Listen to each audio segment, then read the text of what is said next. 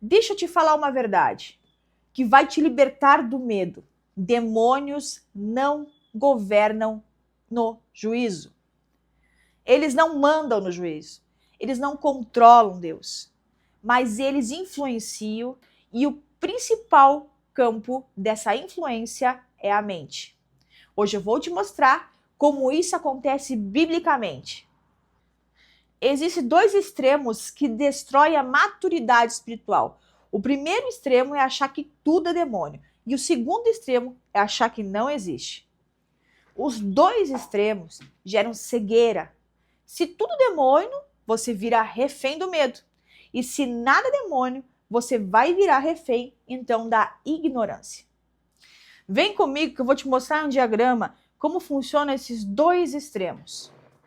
Então, nós temos dois extremos. Um extremo onde tudo é demônio e outro extremo onde nada é demônio. E aí que está a grande sacada, né? Então, olha aqui, o inimigo, primeiro de tudo, o inimigo ele ama os extremos. O inimigo se diverte nos extremos, porque ele tem muita brecha para trabalhar. Porque os extremos da paranoia, né? Ele vai gerar controle. Ele vai destruir a paz. Porque onde tudo é demônio, existe o quê? O medo, o sentimento do medo, a superstição e a dependência emocional. Quando tudo é demônio, a gente sempre precisa de alguém para ser livre. Então, já não basta ter o demônio importunando. Agora a gente precisa de alguém, a gente se torna dependente emocional. Sendo que Jesus falou que ele trouxe a verdadeira liberdade. E quando nada é demônio, a gente tem o quê? O sentimento do orgulho, porque a gente está usando a nossa dependência. Nós temos a cegueira, né? Então, a cegueira faz parte de quem acha que nada é, ou seja, ele fecha os olhos para o mundo espiritual. E aí, essa pessoa tem a vulnerabilidade. Ela é muito vulnerável, né? Porque ela é alimentada por esses dois fatores importantes que o demônio ama. Ele ama. Ele ama alguém cego, ele ama alguém orgulhoso, né? Então, ele tem muita terra para trabalhar aqui. Então, o que é importante a gente saber? O extremo do ceticismo, onde nada é demônio, ele destrói a tua vigilância. Você se torna menos vigilante. Você vai se deixando levar. E o que é tudo é demônio, ele vai destruir o que é a tua paz. E ainda você vai ser refém dos lobos. Refém de muitos lobos.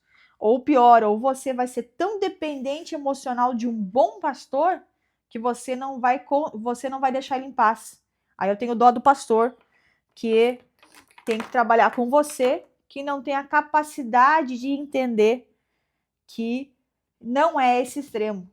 Então você precisa transicionar a tua mente, porque se você acha que tudo é demônio, você vai ser um dependente emocional. Vai ser um dependente emocional de uma pessoa que vai estar sempre orando por você, tentando te libertar, ou você vai ser um dependente de um lobo, que vai se aproveitar dessa tua fragilidade, dessa tua falta de compreensão do mundo espiritual e do que de fato é demônio e o que não é. E ele vai se aproveitar de você e você vai ser tosquiado no inverno e sua carne vai ser comida pelos falsos profetas. Então, tome cuidado. No centro disso tudo está o que, gente? aquilo que Deus mandou a gente buscar com zelo. O discernimento. Aqui é a chave para que você não esteja em nenhum dos extremos e que você não seja manipulado, seja por homens, por demônios ou pela sua consciência fragilizada. Como acontece a influência na Bíblia? Agora vamos para o padrão bíblico. Vamos lembrar da história de Eva e no jardim?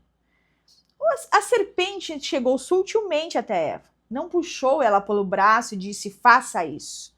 Mas ela não faz uma obrigação. Então o que ela faz? Ela sugere, de forma sutil. Então a influência, geralmente ela começa com uma pergunta na sua mente. O inimigo, os demônios e o mundo espiritual, ele é ardiloso. Ele coloca dúvidas e questionamentos dentro de você. Então vamos para o padrão de influência de Gênesis 3. Então, o padrão de influência de Gênesis 3 é que o diabo, Satanás, usa uma serpente, um animal, e inicia com uma pergunta.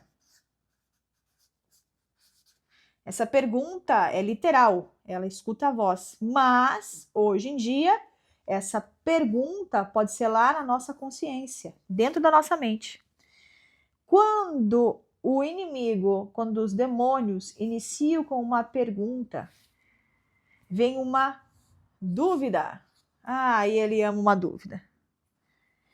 E essa dúvida gerou o que em Eva? Um desejo. Depois desse desejo, vem o quê? A justificativa. Faça. Não vai ter problema nenhum. Afinal, né, Deus é bom. Deus vai lhe perdoar. E de fato, Deus é muito bom. Deus é maravilhoso. Mas a manipulação espiritual, ela começa aqui. E só depois vem o quê? O ato. O pecado consumado. Ou seja, o pecado, ele não cai de paraquedas na sua vida. Ele é um processo. Não há desculpas. Ele é um processo. Ele vai acontecendo, né? Então, é importante você entender esse diagrama. Eu vou trazer para vocês um diagrama também interessante de uma questão que poucas pessoas falam, que é da questão geopolítica, governos e poderes, né? O Satanás, ele tem muito interesse nisso. Porque se Satanás ter o domínio das mentes governantes, ele tem uma grande manipulação em massa. E aqui está o viés do discernimento espiritual das pessoas que estão despertas. Vou falar uma coisa que talvez muitas pessoas não gostem, mas é importante que eu fale. Você pode ter um político de estimação. Só que esse político de estimação, não todos, tá?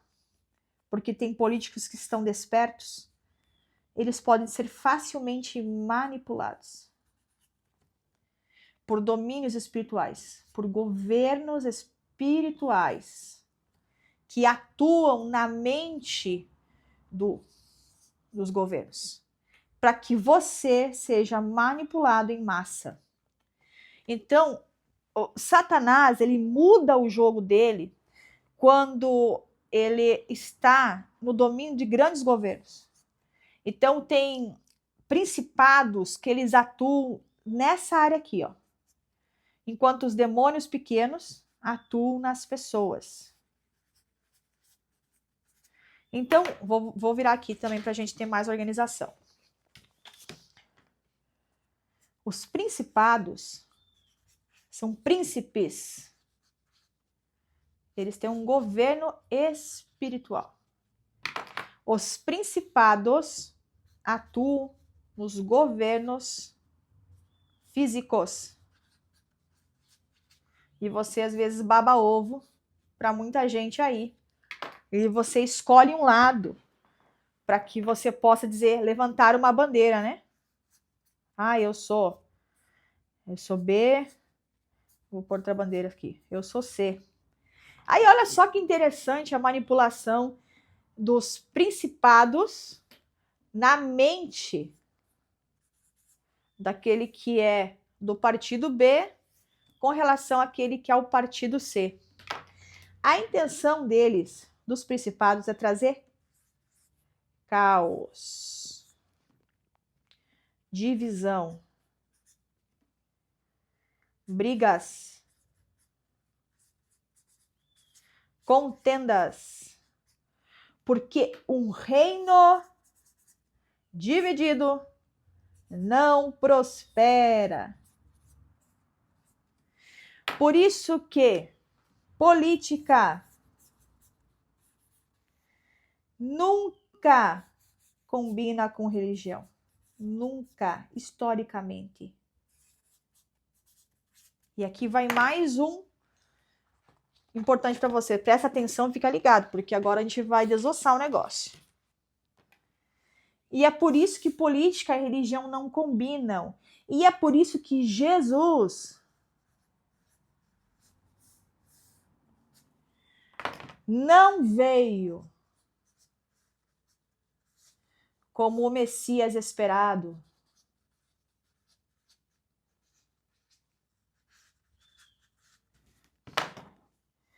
Ele não veio como rei, não veio como o Senhor dos exércitos, mas ele veio como servo. Ele confundiu o inferno. Porque o inferno já o conhecia. Os demônios já o conheciam. E quando Jesus veio, ele diz assim, quando ele começa a fazer os milagres, vocês lembram? Não contem, não espalhem. No início do seu ministério, no primeiro ano de Jesus, ele diz, não contem, não espalhem, não digam que você recebeu esse milagre. Vá ao templo, apresente o sacrifício. Ele diz assim, faça o que a Torá manda. Porque Jesus não era o tempo de Jesus ser revelado ainda. Então ele vem como servo, ele se esvazia a tal ponto que se torna uma pequena semente e vai morar na barriga de Maria, né? Mora lá dentro. Então, ele é uma pequena semente plantada na terra que cresce, dá os ramos, frutos, e chega o tempo da colheita, onde muitos discípulos tomam o seu fruto. Mas ele diz que quando esse fruto é tomado, a semente precisa morrer, voltar para a terra. E por que a semente voltou para a terra, gente? A semente voltou para a terra porque aqui já era uma super semente agora. Agora nós temos um reino sendo estabelecido.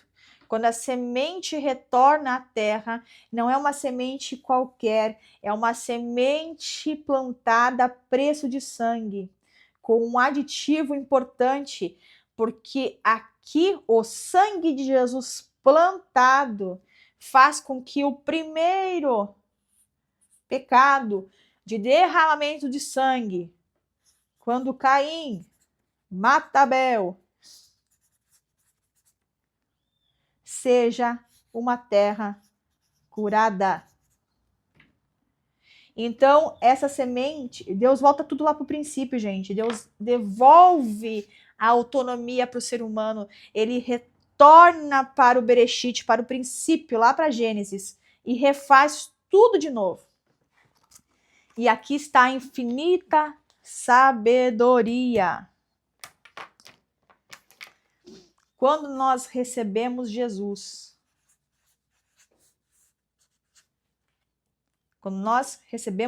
lembram da parábola do semeador? Olha lá, semente que morreu, Jesus morreu, voltou para a terra. Então, quando essa semente, quando esse Jesus entra no nosso coração e acha uma boa terra, nós bloqueamos as perguntas de Satanás. Nós não temos mais dúvida de quem somos. Há um bloqueio aqui. Nós não temos mais o desejo carnal. Porque quem mora aqui é Jesus.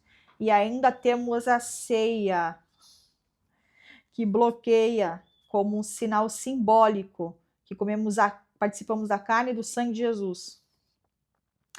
E nós não temos mais a justificativa que não conhecemos o caminho. E os nossos atos são mudados e toda a nossa vida se transforma para o bem do reino de Deus, que começa a ser estabelecido com a consciência não mais manipulada por Satanás, mas a consciência estabelecida em Cristo, gerando metanoia. Uma das maiores formas de influência espiritual na Bíblia é a acusação. Zacarias, no capítulo 3, mostra Satanás ardilosamente acusando. Já no Apocalipse, você vai ver que ele é chamado de acusador dos irmãos. E sabe qual o perigo disso tudo? Porque a acusação sempre parece justiça. E a chave para tudo isso é que a acusação não é arrependimento. Vamos para o diagrama para você entender sobre acusação e convicção. Então, gente, a acusação, ela não é um arrependimento, tá bom? Porque vamos colocar aqui para você a acusação, diferente de convicção. Convicção, né? Enquanto a acusação permeia, vou colocar com essa caneta, a vergonha, o desespero, a identidade também destruída, né? Aqui, muitas vozes começam a dizer que você é isso. Você é o pecado que você pratica, né? E aí acontece a paralisia, né? Pode ser espiritual ou a paralisia social, que ela também pode acontecer. Nós temos, por outro lado, a convicção, que é a clareza, a esperança, a direção, aqui tem o arrependimento genuíno, e aqui a gente tem o que você fez. Isso. Não que você é isso, que você praticou, mas você fez isso. Então, o teu caminho é um arrependimento, né? É um arrependimento genuíno. Então, você fez, mas você não é. Porque nós não somos o que nós praticamos. Nós fazemos coisas erradas, porque a gente sabe que nós pecamos, nós ainda estamos pecando. Infelizmente, o pecado, ele está na nossa vida. Mas nós não somos o que nós praticamos. Nós fazemos coisas erradas. E mediante o arrependimento genuíno, e nós temos uma direção mediante ao Espírito Santo de Deus, né?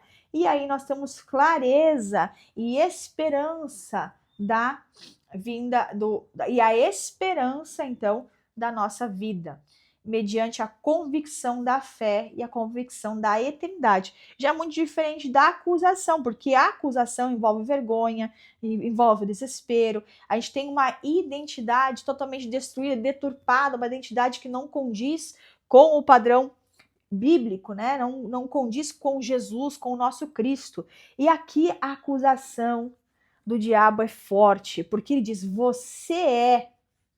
E quando diz que você é o seu pecado, você tem paralisia. E se você acredita que você é, dificilmente, tá? Você vai mudar. Aqui você muda. Porque você sabe que você não é, mas que você praticou.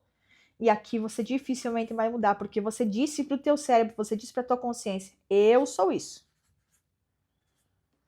E aqui você diz para a sua consciência: eu não sou isso.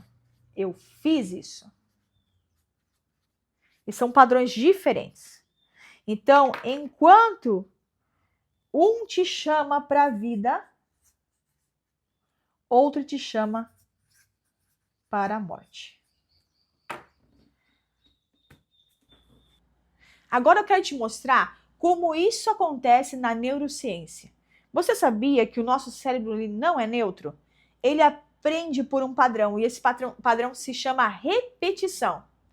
E a acusação repetida, ela vai virar uma trilha neural, ou seja, um caminho aprendido pelo seu cérebro em que vai fazer com que ele queira sempre buscar esse mesmo comportamento. Quando você acredita numa mentira por muito tempo, ela infelizmente vai virar identidade. Fortaleza não é só espiritual, ela é mental. E aqui está o X da questão. Resistir ao diabo e o diabo vai fugir de você. Esse padrão bíblico apresentado para nós, a resistência ao diabo, está na nossa mente. Nós podemos ter padrões de expulsão de espírito imundo quando eles estão dentro de nós. Mas o padrão de influência que está ao nosso derredor, né? Eles fazem com que, quando você cria uma resistência, quando você resiste ao diabo na sua mente, o diabo foge de você, porque ele não consegue acessar os padrões que ele mesmo usa. Vamos entender no diagrama como isso funciona? Vem comigo. Como que nós lidamos, então, com a fortaleza mental? Já diz o nome. A fortaleza mental é o que nós seguramos dentro de nós e é muito difícil a mudança. Então, como que a gente lida com isso, né? Então, a fortaleza mental, ela acontece baseada em uma mentira, tá? Como já expliquei para vocês lá para trás.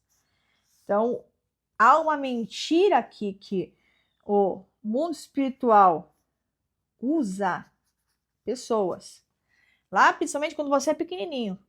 Ah, você não vai conseguir. Você é feio. Você é desleixado. Você não é próspero. Então, nós temos uma mentira que está dentro da nossa mente, criando uma fortaleza mental. Então, essa mentira está no campo do pensamento. Né? Então, Paulo chama isso de fortaleza.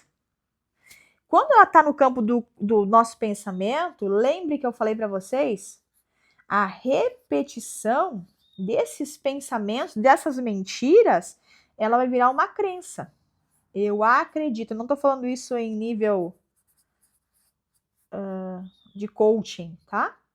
Ela vira uma crença porque você acredita que isso é uma verdade. E essa crença, ela vai ter o quê? Uma ruptura da tua verdadeira identidade, daquilo que Deus te chamou para ser, daquilo que Deus te criou. E essa ruptura da tua verdadeira identidade vai criar o teu comportamento. E olha só como o diabo, Satanás, ele ocupa esse lugar, essa fortaleza de mente, porque quando ele cria esse comportamento, nós temos uma ação que a gente gere dentro de nós, mas que a gente joga para a sociedade.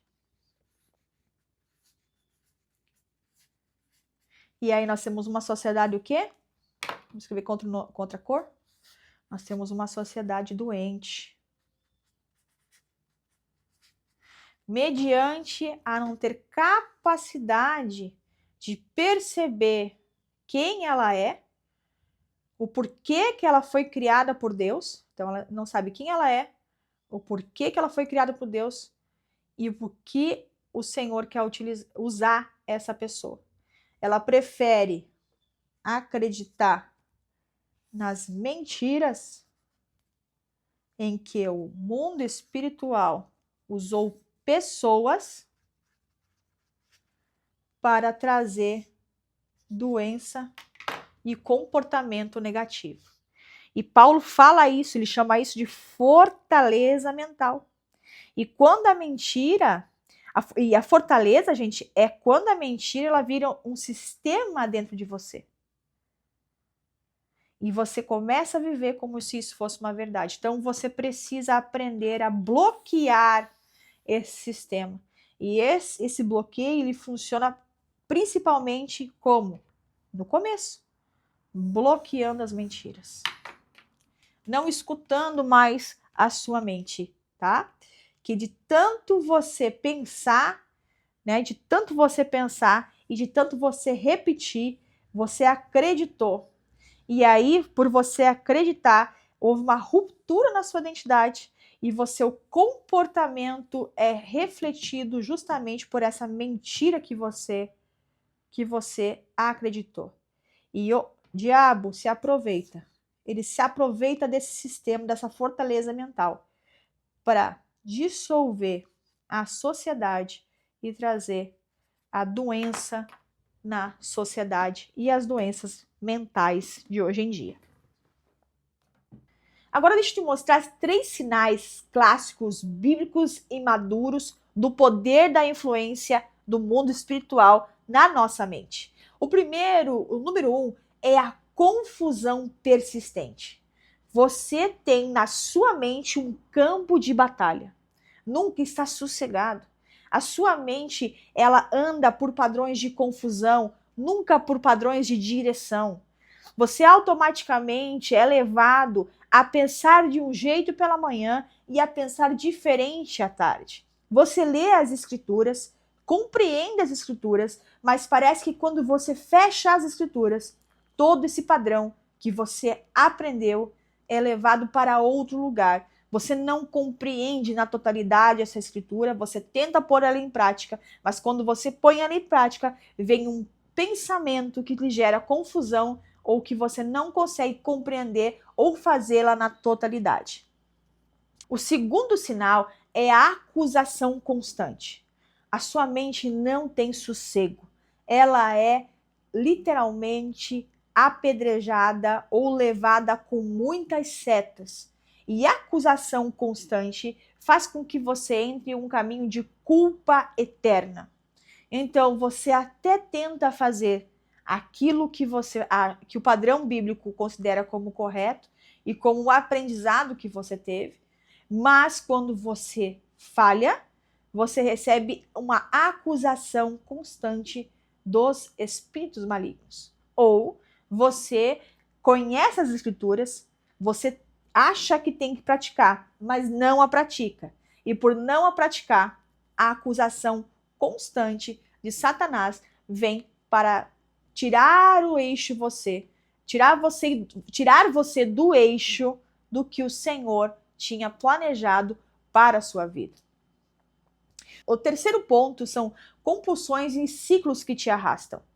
Você não consegue ter um padrão simétrico.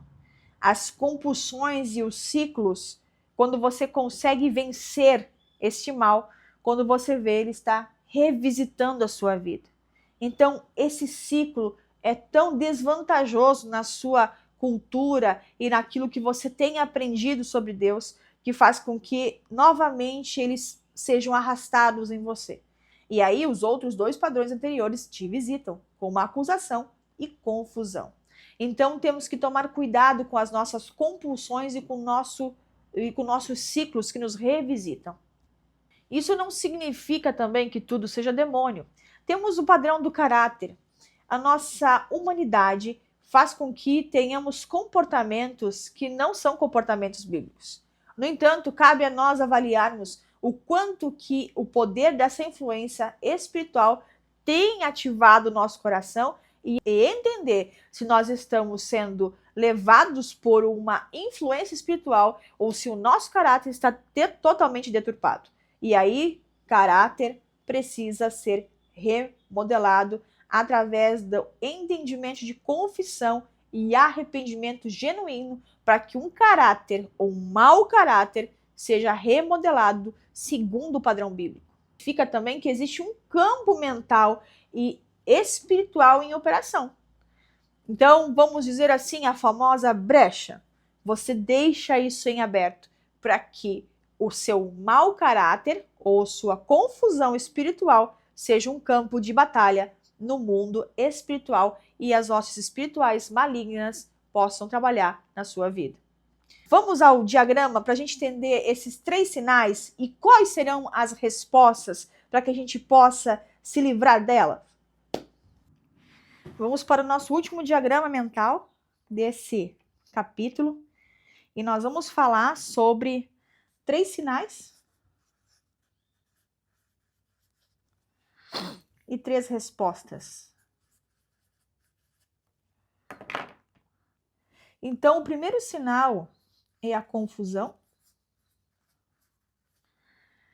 E qual resposta nós temos que entregar quando a gente está em confusão? Clareza. A clareza é a palavra mais o silêncio. Por que a gente tem que ficar em silêncio, gente? Porque as muitas vozes, elas atrapalham. Então a gente precisa, para que a gente tenha clareza, para que nosso cérebro possa entender o que nós estamos falando, a gente precisa do silêncio. Então quando a gente está em confusão, a gente precisa ler a palavra e ficar em silêncio. E aí vai gerar o quê? Clareza. O segundo é a acusação. A acusação, como que a gente transforma ela, né? Qual é a resposta que a gente tem que ter? É a verdade.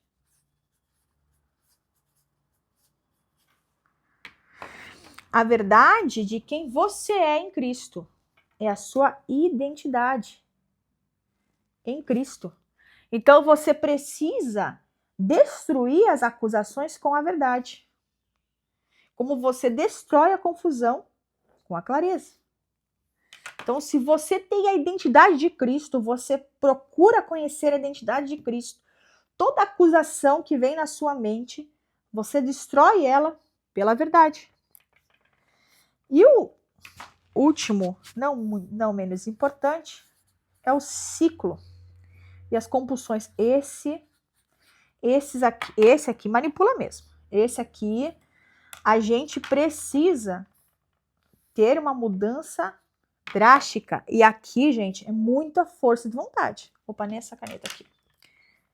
Aqui é renovação e disciplina. Gente, a renovação e a disciplina não tem nada de espiritual aqui, tá?